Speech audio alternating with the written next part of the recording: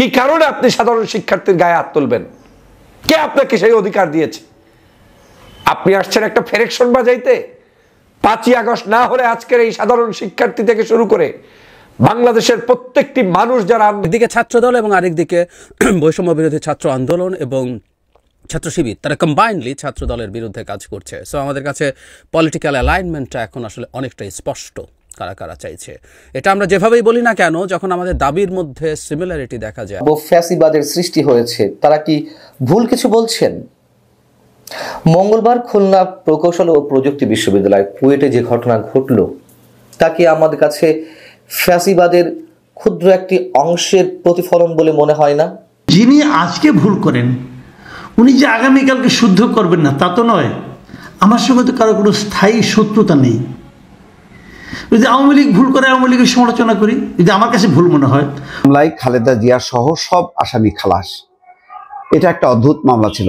এই মামলার আসামি 111-এর সময় শেখ হাসিনাকেও করা হয়েছিল, খালেদা জিয়াকেও করা হয়েছিল। আসসালামু আলাইকুম প্রিয় দর্শক, বাংলাদেশের যে রাজনৈতিক পরিস্থিতি এবং প্রেক্ষাপট সৃষ্টি হয়েছে তারই আলোকে বেশ কিছু গুরুত্বপূর্ণ ভিডিও ফুটেজ নিয়ে হাজির হয়েছি।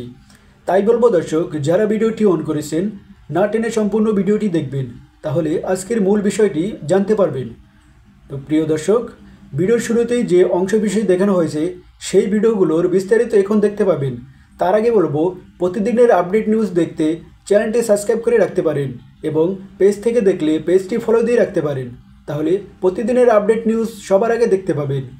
তো চলুন দর্শক, ভিডিওতে একটা লাইক দিয়ে ধারাবাহিকভাবে সম্পূর্ণ ভিডিওটি দেখে আসি। কি কারণে আপনি সাধারণ শিক্ষার্থীর গায়ে হাত তুলবেন? কে আপনাকে সেই অধিকার দিয়েছে? আপনি আসছেন একটা ফেরেকশন বাজাইতে। 5ই আগস্ট না হলে আজকের এই সাধারণ শিক্ষার্থী থেকে শুরু করে বাংলাদেশের প্রত্যেকটি মানুষ যারা আন্দোলন করেছেন, কেউ সুস্থে বাড়ি থাকতে পারতেন না। এখন বিছানাটা হয়তো কবরে খাওয়ার জন্য এসেছে। ওদের চেহারা দেখলেই তো বোঝা যায়, ওদের হাত পা চেহারা বডি ল্যাঙ্গুয়েজ দেখলেই বোঝা যায় যে এরা রাজনীতিবিদ না। রাজনীতিবিদের চেহারার মধ্যে এই ধরনের চেহারা থাকবে না।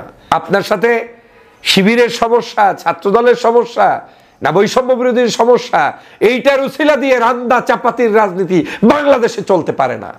আপনি কি করবেন? আন্ডারগ্রাউন্ডে কে করছে রাজনীতি, আর ওপেনলি কে করছে রাজনীতি, আর শুয়ে শুয়ে কে করছে রাজনীতি, এগুলো শোনার আমাদের টাইম নাই। কে করছেন রাজনীতি আর কে করেন নাই, চাপাতির রাজনীতি বিশ্ববিদ্যালয়ের ক্যাম্পাসগুলোতে অনুমোদন আপনাকে কেউ দেয় নাই। সে কারণে ভয় পাচ্ছি এই দলের সিংহভাগ জায়গায় এমন এমন কিছু দুষ্ট চক্রের লোকেরা বসে গিয়েছে ডালায় ডালায় পাতায় পাতায়, যাদের উদ্দেশ্য হচ্ছে এই দলটাকে ভ্যানিশ করে দেয়া, আর কিচ্ছু না। দল ভ্যানিশ করতে কোনো শত্রু লাগবে না, নিজের ভিতরে লুকায়িত কিছু শাহবাগী, এই শাহবাগীরাই বিএনপি, ছাত্রদল কিংবা যুবদলকে ধ্বংসের জন্য যথেষ্ট। এই শাহবাগ মুক্ত দল গঠন করতে হবে, দেশপ্রেমিক নাগরিকদেরকে দিয়ে দল গঠন করতে হবে, দেশপ্রেমিক মানুষ দিয়ে ছাত্র সংগঠন সাজাতে হবে। সেটা সাজাতে পারলেই ছাত্র জনতার ভিড়ে এই সংগঠনগুলো পদভারে মুখরিত হবে, আলোচিত হবে, আলোকিত হবে। কুয়েটে যে আক্রমণটা করা হলো, এই আক্রমণটা জাতির কাছে এই দলকে, এই ছাত্র দলকে হেয় করেছে। এখানে প্রতিযোগিতা করে ফার্স্ট হওয়ার কিছু নাই। আপনি চাচ্ছেন যে আমি কিছু করি নাই, কিন্তু জনগণ ডিজিটাল যুগে বসে নেই, সবাই জানে কে কি করেছে কে কি করে নাই। অতএব এই ধরনের প্রবণতা থেকে শাহবাগীদের বের হয়ে আসতে হবে, দলটাকে বের হয়ে আসতে হবে, না হয় এই দলের সামনের দিনের ভবিষ্যৎ আরো অন্ধকার অন্ধকার অন্ধকার, কোনো সন্দেহ নাই। ছাত্রলীগের মতো আচরণ করলে পরিণতি ঠিক ছাত্রলীগের মতোই হবে, এটা ভাবতে আর কোনো বিজ্ঞানী হতে হবে না। বাংলাদেশের সাধারণ মানুষ সিদ্ধান্ত নিতে জানে, বাংলাদেশের সাধারণ শিক্ষার্থীরা সব কিছু সম্পর্কে যথেষ্ট জ্ঞান রাখে। এখন কে হামলা করে কে করে না, কে হামলা করেছে কে করে নাই, এ নিয়ে বিতর্ক করার কোনো সুযোগ নেই। বর্তমান এই ডিজিটাল যুগে বাংলাদেশের প্রত্যেকটি প্রান্তে কে কার উপরে কিভাবে অত্যাচার করছে, জুলুম করছে, সব কিছুর চিত্র জাতির সামনে ফুসে উঠেছে। কেউ কাউন্টার দিয়ে লাভ নেই যে আমাকে জিততে হবে তাই আমি কাউন্টার দিয়ে পাশ করে যাব। নিশ্চয়ই আপনারা জানেন কুয়েটের ঘটনা, গতকালকের যা ঘটেছে সেটা কোনো ভাষায় প্রকাশ করা যায় না। প্রথমেই আমি এর তীব্র নিন্দা জানাই। আমি এজন্যই তীব্র নিন্দা জানাই, এই শিক্ষাঙ্গনগুলোতেই ছাত্রলীগের অবাধ বিচরণ ছিল এক সময়। তারা বিশ্ববিদ্যালয়ের সাধারণ শিক্ষার্থীদেরকে কখনোই শিক্ষার্থী মনে করত না, শিক্ষার্থীদের ন্যায্য অধিকার তারা দিত না। তাদের সকল প্রকার অধিকার থেকে বঞ্চিত করে সাধারণ শিক্ষার্থীদেরকে এক ধরনের গুয়ান্তানামো নামক কারাগারের মধ্যে বন্দি রাখত ছাত্রলীগের লোকেরা। সেই সময়ই কিন্তু মূলত এই শেখ হাসিনার পতনের বীজ বপন হয় সাধারণ শিক্ষার্থীদের উপরে জুলুম অত্যাচারের কারণেই।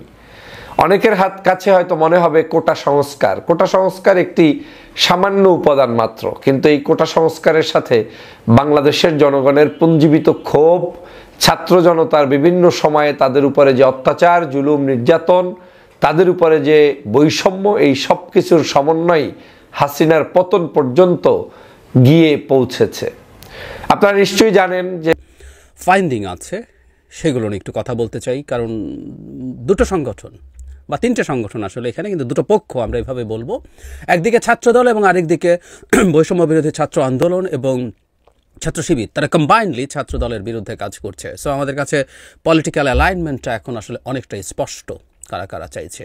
এটা আমরা যেভাবেই বলি না কেন, যখন আমাদের দাবির মধ্যে সিমিলারিটি দেখা যায় এবং একইভাবে দুজন ফাইট করে, ধরে নিতে হবে তাদের মধ্যে এক ধরনের পলিটিক্যাল অ্যালাইনমেন্ট তো বটে, আন্ডারস্ট্যান্ডিংও আছে।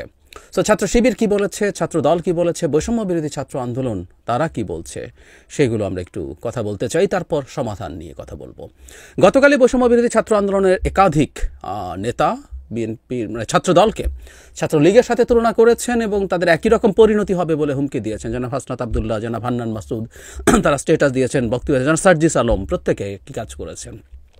সো তাদের অবস্থান গতকাল আমরা খুব ক্লিয়ারলি দেখেছি।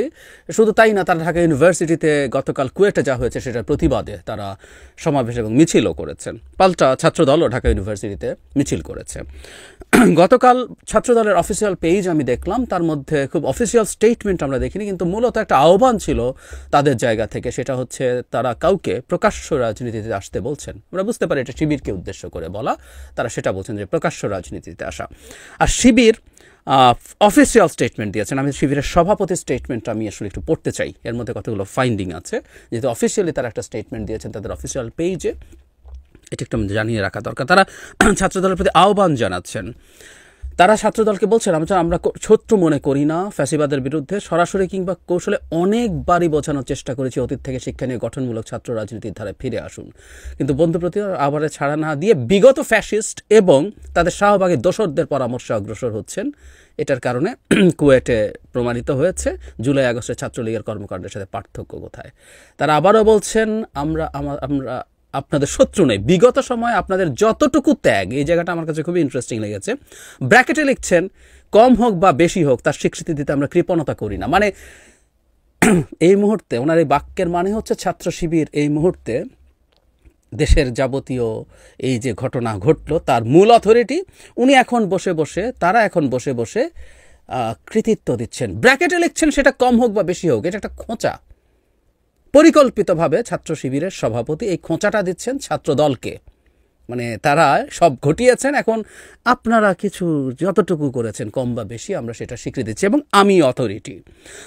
আমি বহুদিন ধরে বলছি এবং গতকাল একটা ডিটেল ভিডিও করেছি, এই ক্রেডিট ক্লেমিংই আসলে আমাদের রাজনৈতিক পরিস্থিতি নষ্ট করেছে এবং এটা শুরু করেছে ছাত্র শিবির এবং বৈষম্য বিরোধী ছাত্র আন্দোলন। এটার আরেকটা নজির খুব ক্লিয়ারলি দেখছি এবং এটা কোনোদিন আমাদের পলিটিক্যাল যে অ্যাটমসফিয়ার, পলিটিক্যাল যে ল্যান্ডস্কেপ এর ভালো করবে না, মন্দ ছাড়া অলরেডি খারাপ করেছে এবং এই প্রবণতা চলছে।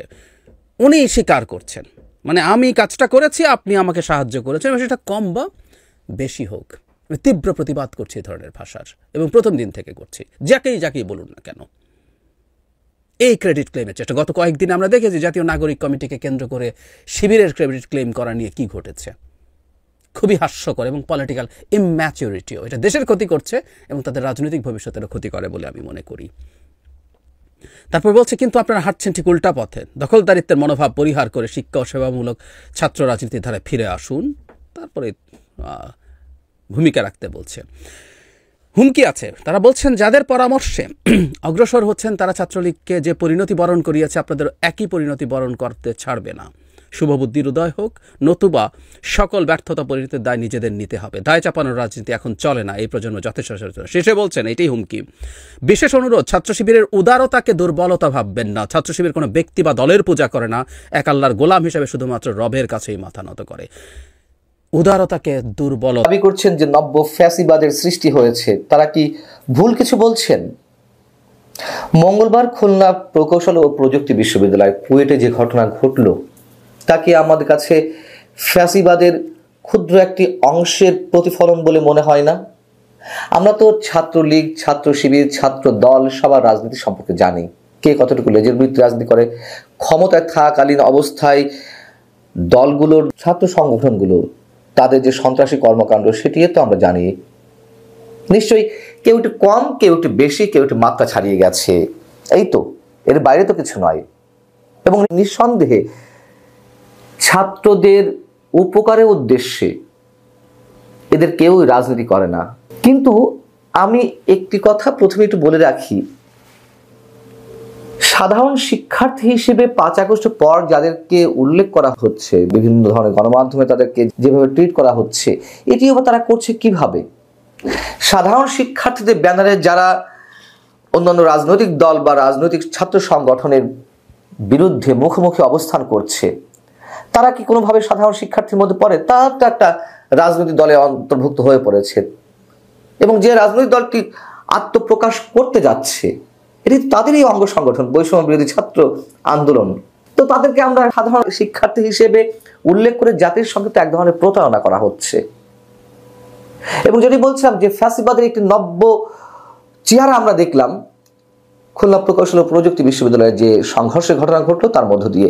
সংঘর্ষের পরে এই যে সাধারণ শিক্ষার্থীদের নামে বৈষম্য বিরোধী ছাত্র আন্দোলনের যে নেতাকর্মীরা একজন ভিসিকে অবরুদ্ধ করে রাখলো ঘন্টার পর ঘন্টা, সারা রাত, এবং অবরুদ্ধ করে রাখার পরে ওই অবস্থাতেই তারা যে স্লোগান দিচ্ছে, ভিসি তুই গদি ছাড়, 1 2 3 4, ভিসি তুই গদি ছাড়। বিভিন্ন সময় বিভিন্ন পাবলিক বিশ্ববিদ্যালয়ের উপাচার্যদের কর্মকাণ্ড সম্পর্কে আমরা জানি, তারাও যে ফেরেশতা তা নন। কিন্তু ভিসিদের বিরুদ্ধে স্লোগান হয়েছে, পদত্যাগের দাবি উঠেছে, তাদের নানান অপকর্ম সম্পর্কে আমরা জানি। কিন্তু ভিসিকে অবরুদ্ধ করে রেখে তার সামনে, তার চারপাশ দিয়েই যেভাবে তুই তুকারি করে আলোচনা করা হলো, এই ছাত্র শিক্ষার্থীরা কারা? আমরা নিশ্চয় জানি এরা কারা। এখন বিষয় হচ্ছে যে উপাচার্য তিনি এই অবস্থার মধ্যে অসুস্থ হয়ে পড়লেন, তিনি বিশ্ববিদ্যালয় মেডিকেল সেন্টারে চিকিৎসা নিচ্ছেন এবং এখনো পর্যন্ত অবরুদ্ধ অবস্থা আছে। আমি যতক্ষণ পর্যন্ত অন্তত এই ভিডিওটি করছি, শুটিং করছি। আর এই যে সাধারণ শিক্ষার্থীদের ব্যানারে বৈষম্য বিরোধী ছাত্র আন্দোলনের নেতাকর্মীরা যে দফাগুলো দিল, দাবিগুলো দিল, তার মধ্যে কি রয়েছে? তার মধ্যে রয়েছে উপাচার্যের পদত্যাগ তো রয়েছে, এবং নিঃশর্ত ক্ষমা চাইতে হবে, ছাত্র বিষয়ক পরিচালকের পদত্যাগ করতে হবে, এবং এই সংঘর্ষের সঙ্গে যারা জড়িত তাদেরকে বহিষ্কার করতে হবে, ছাত্রত্ব বাতিল করতে হবে। শিক্ষার্থী, শিক্ষক, কর্মকর্তা, কর্মচারী কুয়েটের ভেতরে বাইরে কোনো প্রকার রাজনীতির সঙ্গে প্রত্যক্ষ বা পরোক্ষভাবে যুক্ত থাকতে পারবে না। খুব ভালো কথা। আমি শেষের যেই দফাটি সেটা নিয়ে বলি যে কেউ ছাত্র রাজনীতি বা শিক্ষক রাজনীতির সঙ্গে যুক্ত থাকতে পারবে না। কিন্তু যারা এই দাবিগুলো তুলছে তারা রাজনীতি করবে, তারা একা সাধারণ শিক্ষার্থীদের ব্যানারে বৈষম্য বিরোধী ছাত্র আন্দোলনের নেতাকর্মী হয়ে পেছন থেকে তাদের সেই পরিচয় থাকবে আর তারা তাদের কার্যক্রম চালিয়ে যাবে। এটা কি ফ্যাসিবাদ নয়? যদি প্রশ্ন করি, 5 আগস্ট পর থেকে বিভিন্ন বিশ্ববিদ্যালয়ে ছাত্র রাজনীতি বন্ধ রয়েছে, কিন্তু বৈষম্য বিরোধী ছাত্র আন্দোলনের নেতাকর্মীরা কিন্তু তারা তাদের রাজনীতি করেই যাচ্ছে। নানান ধরনের কমিটি ইত্যাদি ইত্যাদি গঠন হচ্ছে এবং সাধারণ শিক্ষার্থীদের ব্যানারে তারা বিভিন্ন ধরনের দাবি দেওয়া আদায় করছে। দুর্নীতি মামলায় খালেদা জিয়া সহ সব আসামি খালাস। এটা একটা অদ্ভুত মামলা ছিল। এই মামলার আসামি 111-এর সময় শেখ হাসিনাকেও করা হয়েছিল, খালেদা জিয়াকেও করা হয়েছিল, আর অন্যান্য কর্মকর্তারা তো ছিলেনই। কিন্তু অদ্ভুতভাবে আওয়ামী লীগ ক্ষমতা আসার পর শেখ হাসিনা তার নিজের নামটা প্রত্যাহার করে। তো নিজের নামটা যখন প্রত্যাহার করে তার মানে কি, আমি ক্ষমতার অপব্যবহার করলাম। আবার দেখেন রাজনৈতিক পট পরিবর্তন হলো, পট পরিবর্তনের পর এখন খালেদা জিয়ার নামও নেই। তাহলে আওয়ামী লীগ তার সুবিধার মতন শেখ হাসিনাকে প্রত্যাহার করে নিল, আর রাজনৈতিক পট পরিবর্তনের একটা সুবিধা পেল খালেদা জিয়া। তাহলে আসলটা কি? আসল মামলাটা কি? মানে এটা কি কোনো বিষয়বস্তু ছিল না? এখন বিষয়বস্তু ছিল কি ছিল না, এটা যদি স্বাধীন একটা নিরপেক্ষ আদালত থাকতো তাহলে বিচার করা যেত। যখন আওয়ামী লীগ শেখ হাসিনার নাম প্রত্যাহার করে নেয় তখনই কিন্তু মামলাটার মৃত্যু হয়ে যায়। তার মানে এটা কোনো ভালো মামলা ছিল না। 111 সরকার তাদের উদ্দেশ্য কি ছিল? তাদের উদ্দেশ্য ছিল হাসিনা, খালেদা সহ সমস্ত রাজনীতিবিদরা করাপ্ট, আর তারা হচ্ছে স্বচ্ছ, পুত পবিত্র, এবং তারা রাজনৈতিক দল গঠন করেছিল। তাদের একটা মহাপরিকল্পনা ছিল, কিন্তু আন্তর্জাতিক সমর্থন পায়নি, ভারতও সমর্থন দেয়নি। ফলে 111 সরকার 2 বছর কাটায়। 2 বছর কাটানোর পর আওয়ামী লীগের হাতে ক্ষমতাটা দিয়ে তারা রক্ষা পায়। এবং দেখেন সবাই ওই মঈনুদ্দিন, ফখরুদ্দিন সহ যারা ছিল তারা কিন্তু কোনো সমস্যা হয়নি। তারা দেশেও ছিল, বিদেশেও ছিল। এমন না যে তাদের নামে মামলা করছিল বলে শেখ হাসিনা ক্ষমতায় এসে একেবারে ধর মার, যেমন এখন হচ্ছে আওয়ামী লীগ পাইলে ধর মার, তখন কিন্তু ওই ধর মার কিচ্ছু ছিল না। ওরা ঢাকাতেও ছিল, বরং ওই যে একজন জেনারেল, তিনি তো জাতীয় পার্টি সরি এই মুহূর্তে আমার নাম মনে আসছে না, তিনি জাতীয় পার্টিতে এমপি হচ্ছেন। কি ব্যাপার? শেখ হাসিনাই বলতেছে তুমি জাতীয় পার্টির উনি আবার তারেক রহমান বা খালেদা জিয়ার পরিবারের হলো আত্মীয়। তো তিনি জাতীয় পার্টি থেকে দুবার এমপি হলেন আওয়ামী লীগের সমর্থনে, এবং আওয়ামী লীগের পক্ষ থেকে তিনি জাতীয় পার্টিকে প্রতিনিধিত্ব করতেন। তো এইরকমই একটা অবস্থা ছিল। মঈনুদ্দিন, ফখরুদ্দিন, তারপরে ইয়াজউদ্দিন, কারোর কোনো সমস্যা হয়নি। ওইভাবে একটা নেগোসিয়েশন হয়েছে যে ভাই আমারে ক্ষমতায় দিলেই হবে, আমি কারোর বিচার টিচার করবো না, কিচ্ছু করবো না। তাই হয়েছে। 111 যত কুশীলব ছিল সবাই কিন্তু বিদেশে পোস্টিং ছিল, ছিল। তারপর যখন নাকি আওয়ামী লীগ ফাইনালি ক্ষমতায় আসে তখন তারা আস্তে আস্তে সরে যে পুনর্বাসিত হয়েছে বিদেশে। এই ব্যাপারে কিন্তু দেখেন যত প্রশ্নই করেন না কেন ওই আওয়ামী লীগ কিন্তু চুপ থাকে 111 সম্পর্কে, কারণ তারা তো সুবিধাভোগী। তারা নিজেদের নামটা প্রত্যাহার করে নিচ্ছে। এই যে নাইকো দুর্নীতি মামলা, দুইজনের নামই ছিল। তার এটা রাজনৈতিক হয়রানিমূলক, এটা পরিষ্কার। আজকে আদালত কিন্তু সেভাবেই বলছে, আদালতের পর্যবেক্ষণ হচ্ছে রাজনৈতিক হয়রানির উদ্দেশ্যে এই মামলাটা করা হয়েছিল।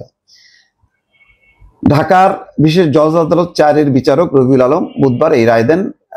এটা নিশ্চিত করেছেন দুদকের পাবলিক প্রসিকিউটর রেজাউল করিম। খালাস পাওয়া অপর আসামিরা হলেন বিএনপির ভারপ্রাপ্ত চেয়ারপারসন তারেক রহমানের ঘনিষ্ঠ বন্ধু গিয়াসউদ্দিন আল মামুন, জ্বালানি মন্ত্রণালয়ের সাবেক ভারপ্রাপ্ত সচিব খন্দকার শহীদুল ইসলাম, ঢাকা ক্লাবের সাবেক সভাপতি সেলিম ভুইয়া, সাবেক সিনিয়র সহকারী সচিব CM ইউসুফ হোসেন, সাবেক মুখ্য সচিব Kamaluddin Siddiqui, Bangladesh petroleum exploration and production company লিমিটেডের বাপেক্সের সাবেক মহাব্যবস্থাপক মীর মাইনুল হক এবং নাইকো রিসোর্স লিমিটেডের সাবেক প্রেসিডেন্ট কাশেম শরীফ। এটা ট্যাংরা টিলাই ছিল, এইটা নাইকোর। এটা হলো পরিত্যক্ত গ্যাস কূপ থেকে তারা গ্যাস উত্তোলন করতো। এটা একটা ভালো প্রজেক্ট। এটা কেন দুর্নীতিগ্রস্ত হলো আমি এটা বুঝলাম না, যদিও এখানে দুর্ঘটনা ঘটছিল, পরে এই কূপে আগুন লাগে, পরে আবার এই রাজনৈতিক পট পরিবর্তনের পরে ফলে পুরো প্রজেক্টটাই একটা লস প্রজেক্টে পরিণত হয়। কিন্তু এটা শুরুতেই একটা আক্রোশের মধ্যে পড়ছে রাজনৈতিক, যে এখানে আওয়ামী লীগ বিএনপিকে ফাঁসাইতে হবে, হাসিনা খালেদাকে ফাঁসাইতে হবে। ফলে এই ট্যাংরা টিলা প্রজেক্টটা সম্ভবত এখন পরিত্যক্ত হয়ে গেছে। 13ই ফেব্রুয়ারি এই মামলার যুক্তিতর্ক শুনানি শেষ হয়। এরপর রায় ঘোষণার জন্য আজকের দিন ধার্য করেন আদালত। ধার্য দিনে আজ রায় হলো কানাডার কোম্পানি নাইকোর সঙ্গে অসৎ